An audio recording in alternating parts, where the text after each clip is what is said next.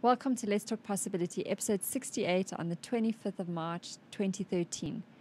We talk with Tony Lopes about how and why to live simply by reusing and recycling old plastic bottles and paint tins. Thanks for listening.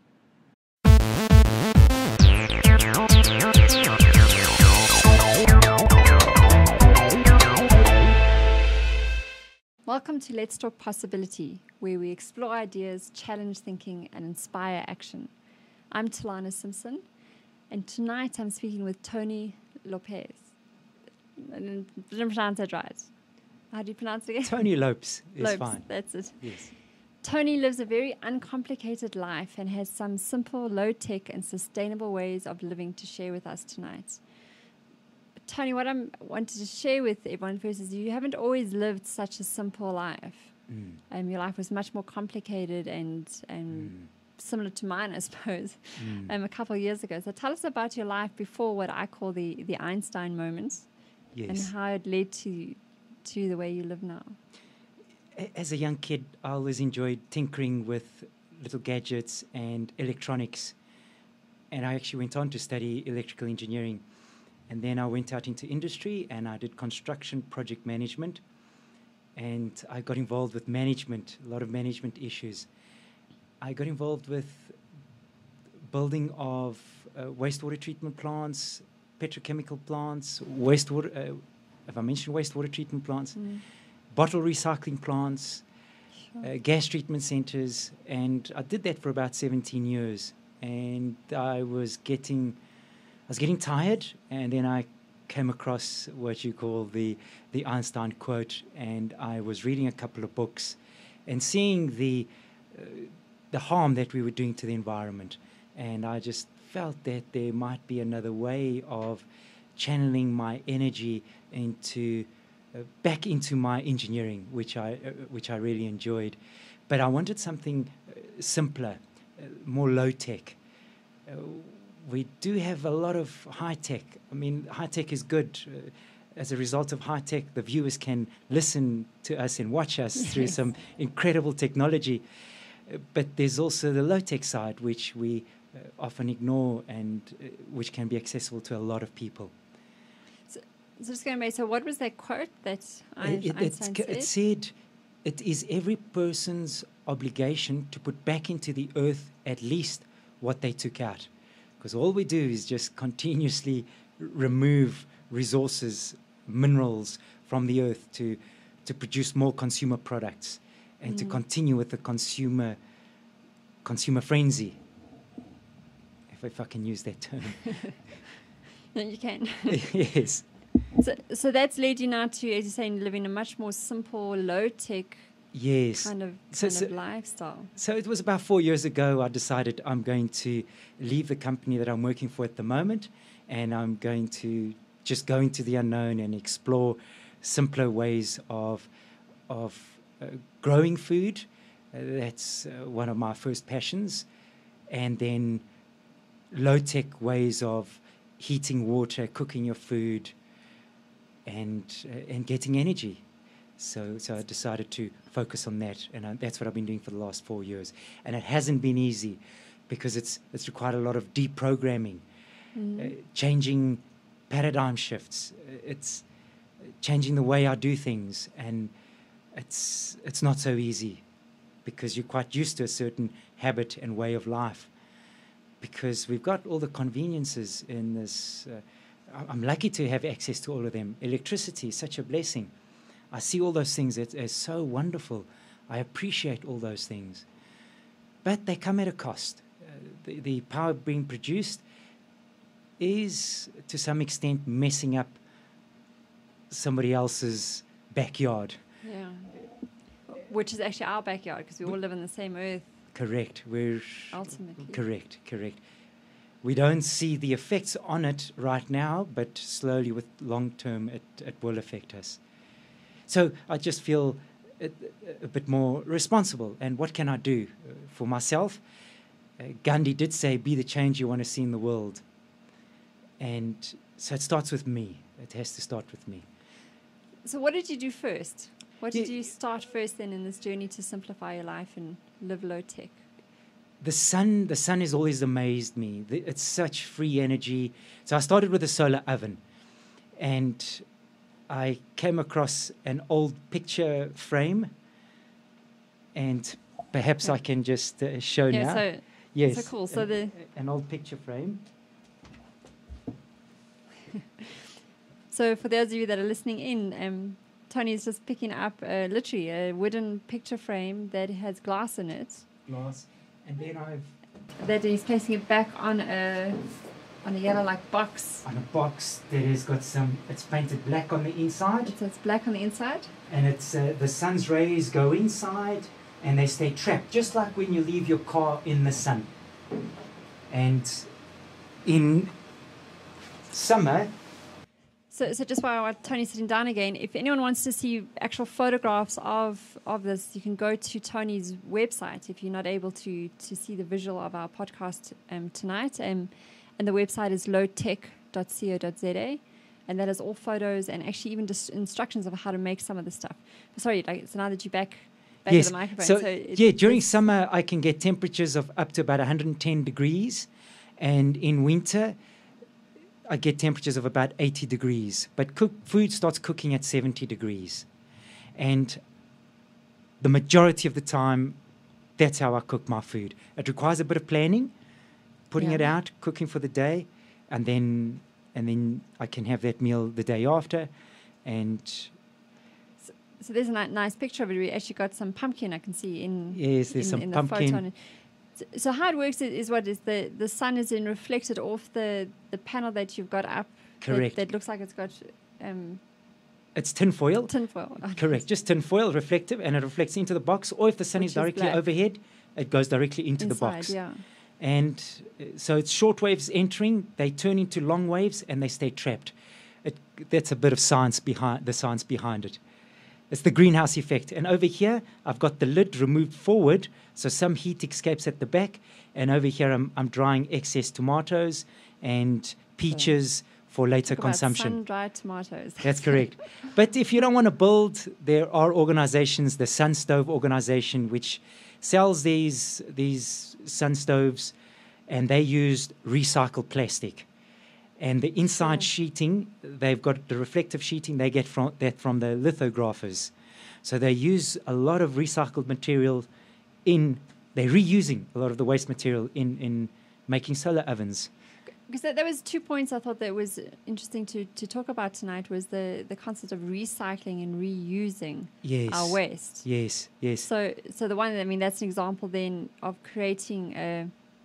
Yeah, it requires no electricity, a way to actually cook food. Correct. Where you're recycling other substances to create something that you can then reuse. Correct. Look, they call it the 3 R's: reduce, reuse, recycle, and it's in that order. First, we have to find out ways of reducing our consumption. Then can we reuse any of the materials? The last thing we do is we recycle. Because to recycle any material requires water, requires electricity, requires a lot of energy. And when the sun is not shining, then there's the wood gas stove, the wood gas stove. Yes, this technology comes from World War II, and they were powering their vehicles. This was in Germany and in other parts of Europe, where they had no petrol or diesel, and so it's a special process that the wood goes through, and then you extract the gases coming out of it.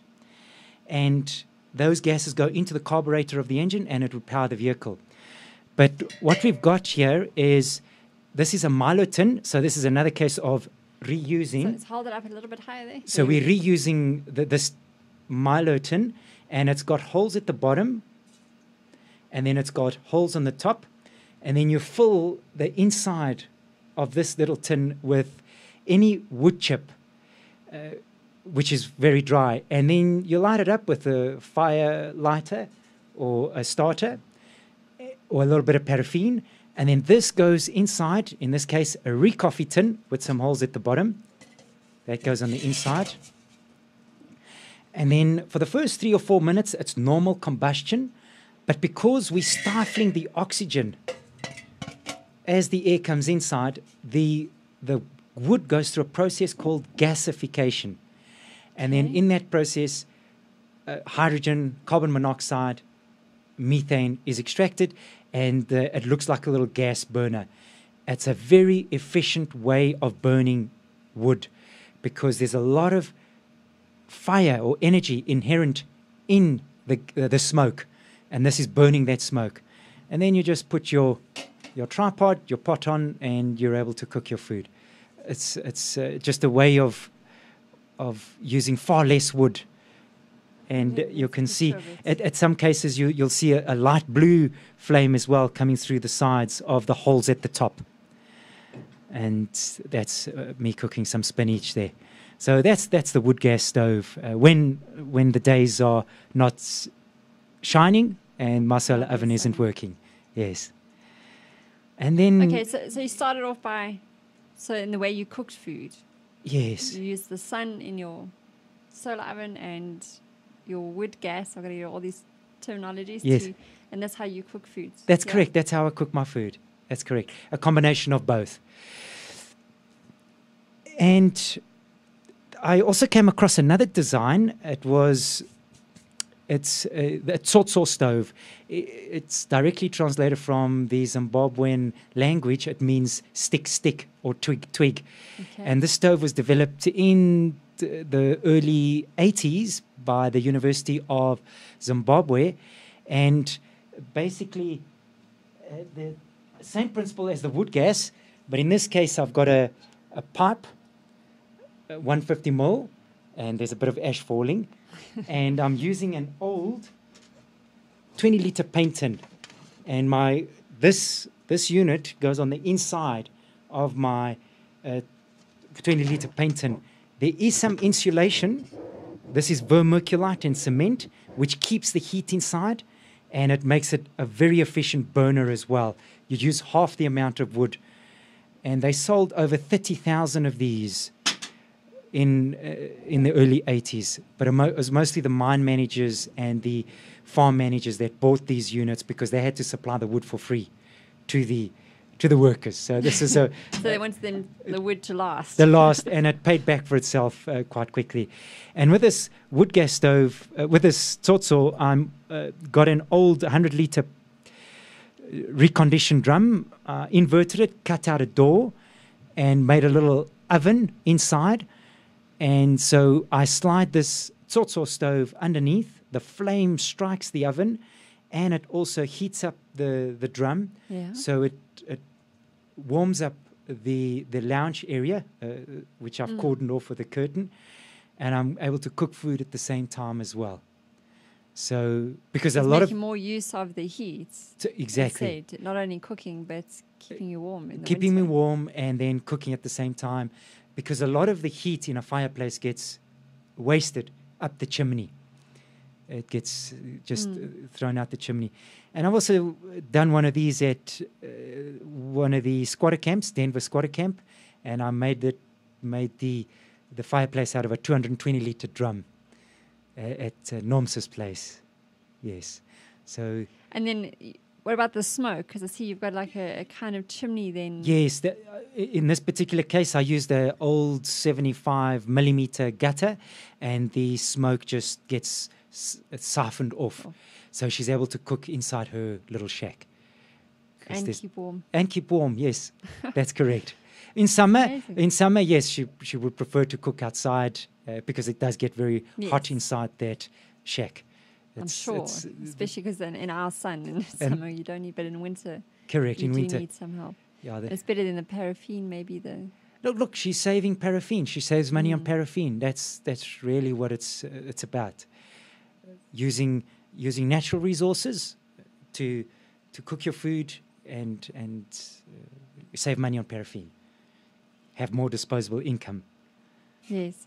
Okay. So you started then with the way you cooked food. You changed the way you actually cook food. So you use less electricity now. Yes, correct. And you use more of the sun and wood gas. Yes, using natural resources, wood. Correct. What else did you do then? The other thing that I came across is the solar geyser. Now, Look, incidentally, I can also do biogas. I've also done biogas, which is a 1,000 liter old container, and there you're using cow manure and any rotting vegetables. Yeah, and there we're just showing a picture now of this Yes. mushy, looks Yeah, revolting, brown, sludgy. That's the cow manure. You've got to start off the process with the cow manure because it's got a bacteria called methanogenic bacteria. Okay. And that eats up any calories, things like rotting fruits, old oil, and in the process it produces CH4, which is methane, and carbon dioxide, CO2. And with the methane, I then store it into another container, and which is what you're seeing over there. And then I get a blue flame.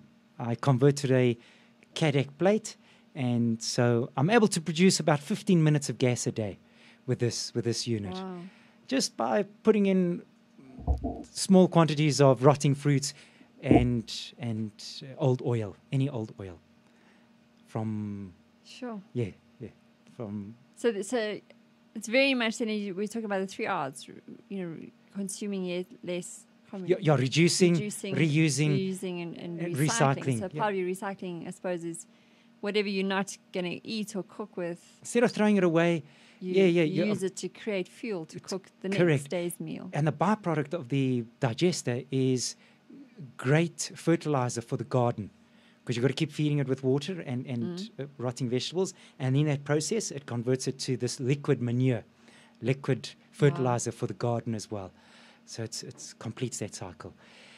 Yes, so that was the cooking in hand. Then I thought the biggest expense actually is the geyser.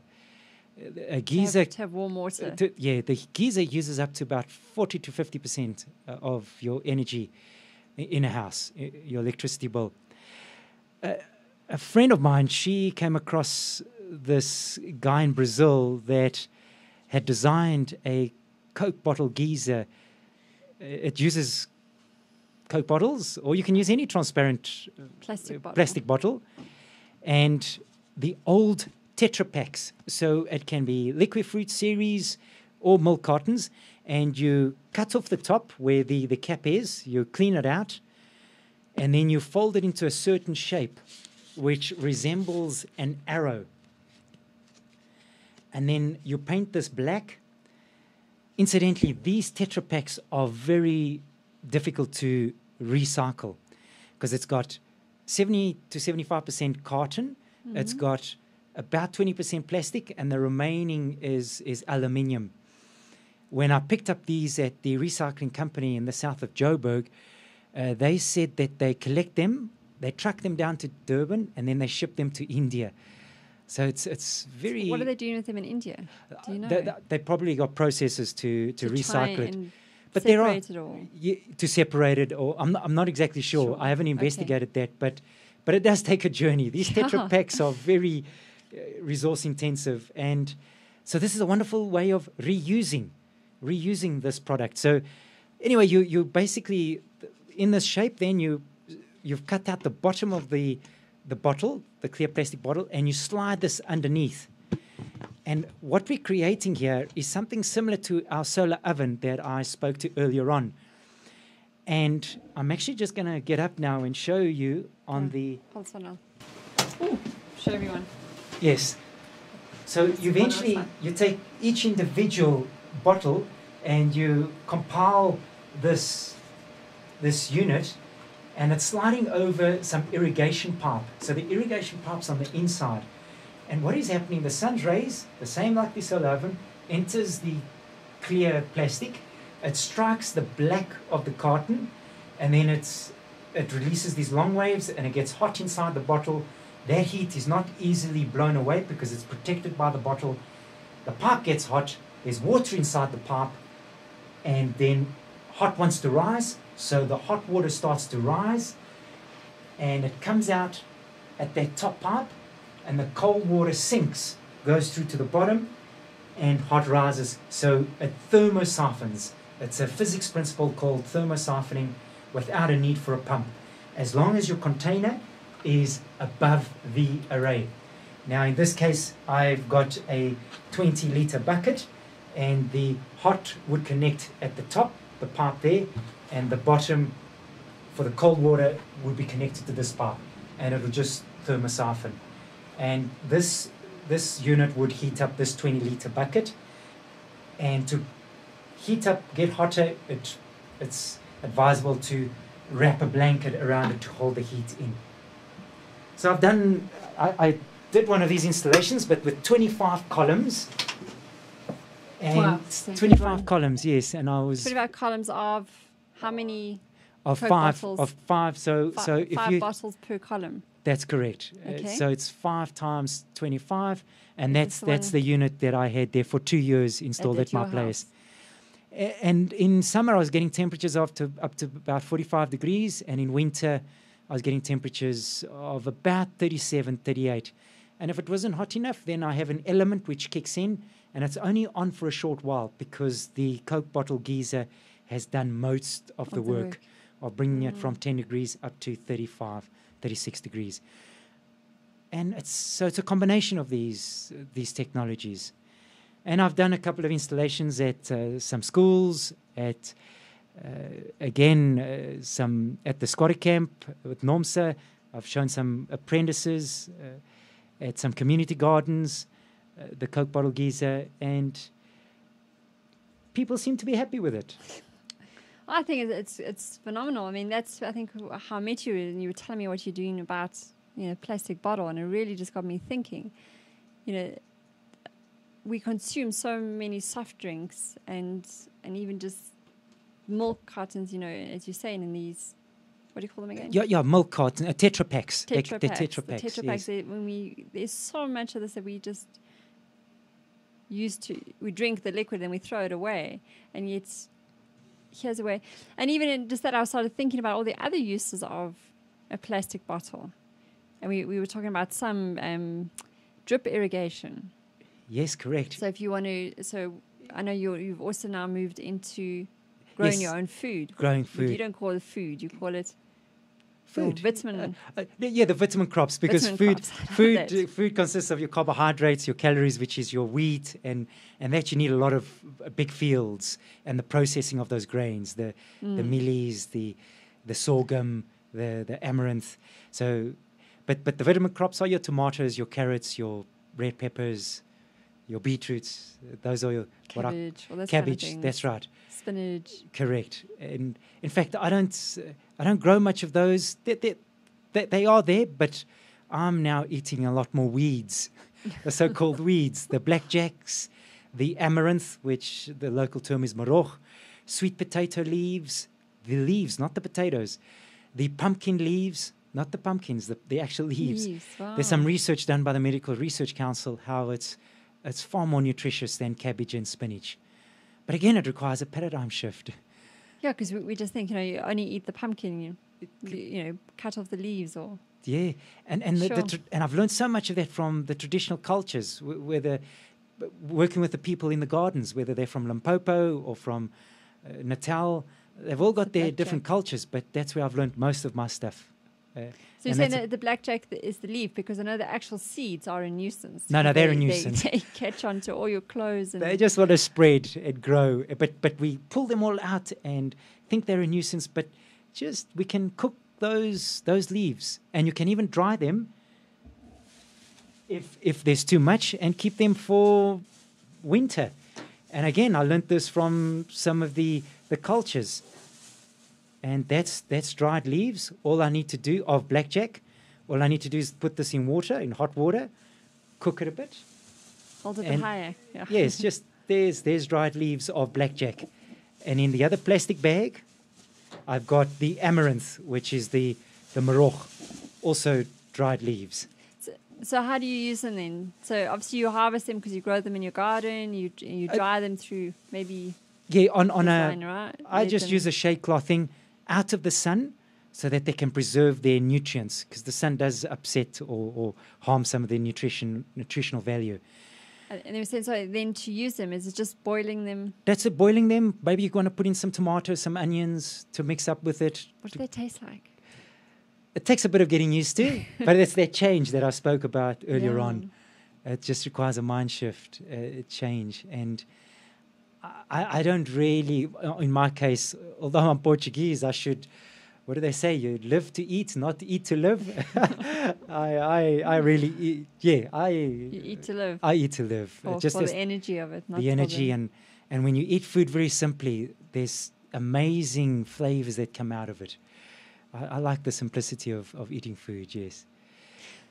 So going back to our uses about the Coca-Cola bottle or the plastic bottle, so the one we said is drip irrigation. So you can actually use these bottles to instead of just flooding your crops or whatever, your... Correct. Because what did you call them again? I love it. The vitamin crops. Vitamin crops. You like that term. So, yeah? Yeah, yes. You actually bury this into the ground, and then you fill the bottle inside so that the water, and you puncture holes in the bottle, and the water then comes out of the bottle itself. So it's going straight to the root system of your crops. It's slower release. It's slower release and less evaporation. So it's a more wise, friendly way of conserving water. It conserves a lot of water. Drip irrigation, obviously you can use them, but if you cut them, you can use them as scoops and funnels. Yes. For like salt shakers, I heard. I was looking on the internet. Bird feeders. The smaller bottles you can actually pick holes in the lids and bird it's feeders. Endless, the creativity. And plants, just actually growing plants out of it. Yes. I've seen, there's some people that it looks so unusual. The whole wall covered in Coke bottles that are on their side, and they've just cut out a part and they've got beautiful herbs or things growing. You need good nutrient fertilizer to feed because it's the plant root is constrained in a small environment. But so your biodigester would help with that. That certainly would.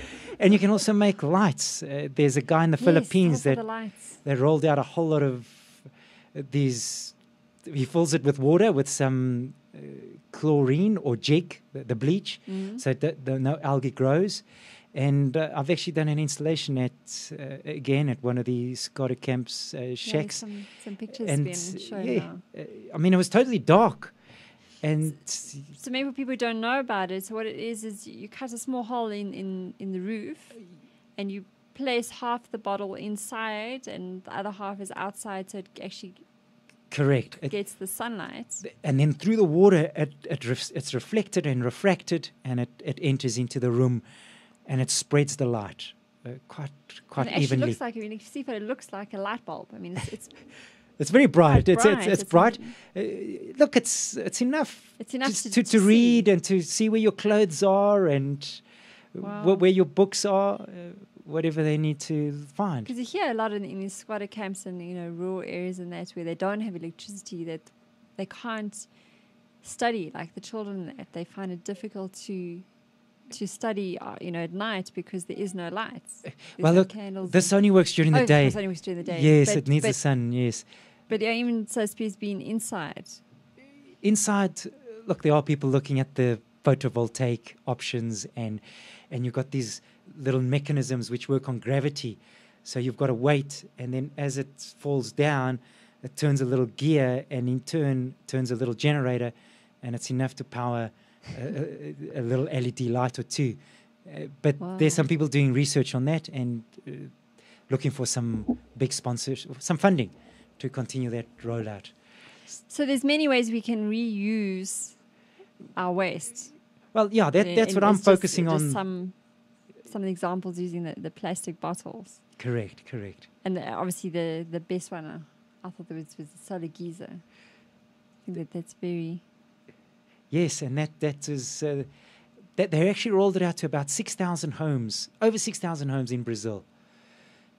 The municipality was so impressed, and they rolled it out. Here, look, we've got different criteria. It's different dynamics at play, and sometimes it is a challenge. You expect to go there and expect the people to take this on because it looks like a sure winner, but it's not always like that. And Nomsa, she's been trying to show people in the Scotta camp the wood gas stove, the Coke bottle geyser, but it's a challenge. They'll say, look, it makes the pot black, the wood gas stove, yes. And So those are the challenges we've got to overcome. And if people, that's maybe a valid option. And electricity, there's nothing like electricity. Electricity is clean, neat, tidy, efficient, but it comes at a cost. Yeah. If we can find easier ways of more cleaner ways of generating electricity, it would be good. But at the moment, we predominantly use coal. Which has, impact It does, on the it way does. it's been made, and also the way we're mining it. Correct. Out of the country. So you're really much doing your bit to give back by being the change you want to see. For me by first. simplifying your life and. Correct. And I'm not going to try and change people. I only work with those that are interested, that see value in what I do. Mm. And then I work with those. I show those people. So, and it's from people living in shacks, for example, Nomsa, and through to middle class people. There's a guy I went to see recently who's got a fireplace, and he says, Tony, every winter I light this fire up, and my solar geyser is not enough hot water for my family of 4. So I want to harness some of that waste heat with the heat exchanger. Okay. So because I've also installed a heat exchanger at my place when the sun's not shining and I don't have hot water. I can use the electricity as a backup option, but I've also got a heat exchanger, and I put that tsotso stove underneath, and it heats up the water through this heat exchanger, and it goes into the geyser. And so there's all these different requests. So it's really sound like in all aspects of your life. I mean, you're still living a very out there, life. You meeting people and driving around, but now that's another area that you've also becoming more sustainable is in your car. Yes, in my vehicle. Yes, I came across an article in one of these green magazines, Biophile, and this chap had converted his Toyota Land Cruiser to run on waste vegetable oil, and this intrigued me. And so I did a lot of research, and the more I looked at it, the more I thought I can actually do this conversion myself. So I sold my petrol car, and I bought a second-hand diesel bakkie, older type technology, and firstly I went and contacted a colleague who makes biodiesel, and I ran it on biodiesel. But the process of making biodiesel is a little tricky. It requires methanol, a heating process, so it's a bit complicated. Yeah. And I preferred the lower tech, the simpler way. version. So all I do is I just filter it through a 5-micron filter sock to get rid of the bits of fish and the chips. And then that goes straight into the main tank of my vehicle. And then I've got a 5-way chamber, with a switch inside the dashboard. So I start up on diesel because the engine is cold. Once the engine is hot, I switch over to vegetable oil. And then it's when oil is heated through a little heat exchanger that I've got inside the car, inside the engine compartment, using the hot water from the radiator to heat up that heat exchanger, it goes more fluid, so it's able to burn more easily. And it's not something new. It's technology. Rudolf Diesel, when he invented the diesel engine, he designed the diesel engine to run on peanut oil for the farmers so they could be sustainable, use their own fuel off the land. But then petrochemicals were discovered and they became a bit cheaper. And so, and yes, and here we are. So I've been driving my bakkie vehicle for about 130,000 kilometers now on the system. It's been going 6 years now. So far, no problem with the injector units, and I do look after it, change the filter regularly, but again, the report is on my website if people are interested. Great. And with that, how can they get hold of you? Just give you a website again? Lowtech, lowtech.co.za. And there's instructions on how to build these things. Yeah. And obviously to get hold of you. Yes, and to get hold of me. It's not, you've got to be fairly good with your hands and be a little bit brave, because it is a little challenging. You need a couple of tools to do these things. Yeah, I was about to say, I don't think I can quite convert my car yes. to run on oil and then time. But yeah, it's nice to know that there are people trying these things out and finding ways. Correct. And for me, I think the ways that people can apply this very quickly, and even myself, would be things like the geyser. Yes. I mean, that's a once-off installation, and then Correct. it adds a lot of value. And but note, these things are, it's a low pressure system. It doesn't go for high pressure. As people like hot stinging showers, but if you put this high enough up on the roof, you'll get enough pressure. But I'm saving water at the same time. It's required powering down. So it's very much. I wanted to end off then with just a bit about your philosophy, because obviously this journey you've been on in the last 4 years, as you said, it required toning down, Powering myself down, if that's the word, or downscaling, downgrading. Less is more is a mantra almost that I live by, that I try and live by, because it's not always easy. If I'm in a rush, I mean, how wonderful it is to have that kettle or that stove. 2 minutes later, I've got 2 liters boiling water. But less is more is the kind of philosophy that I'm sort of working or trying to live by, and be the change you want to see in the world. But it requires changing your mindset, and those conveniences. There's a cost to all those conveniences. Nothing is for free, and because I've worked in industry, I see the impacts of all these things more than the normal person in the street that's stuck maybe in an office. And I see how there's not many birds or many trees in these big industrial plants.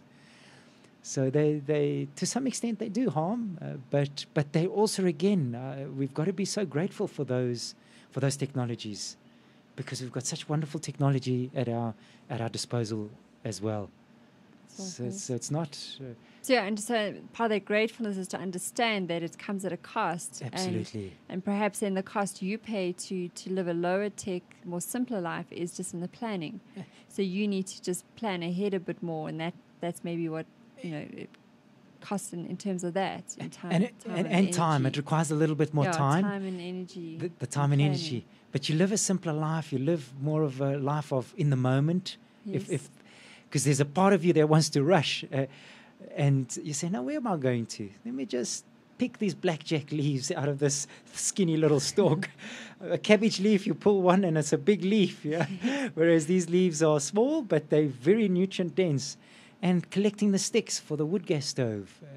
So it becomes more of a process, and living in the moment, cooking and appreciating that the sun's energy stored in this little twig, maybe 2 years ago, through the process of photosynthesis, stored that energy. A nuclear reaction that has happened in the sun come to in the form of the stick, and now I'm releasing it in my little wood gas stove. To cook something that will release energy in your body for Correct. you to go and visit your friends. Correct. In my waste vegetable oil bucket. So we'd love to hear more from you. So our listeners and viewers out there, tell us what you think about Tony's simple lifestyle and how you maybe can apply some of these ideas, or if you have any other questions, tell us on Facebook or tweet us at LT Possibility. You can also find out more about Tony on his profile on our website, which is ltp.letstalknetwork.tv. So until we speak again, from me, Talanda Simpson, and all of us here at Let's Talk Possibility, have a great week and go find the simple possibilities.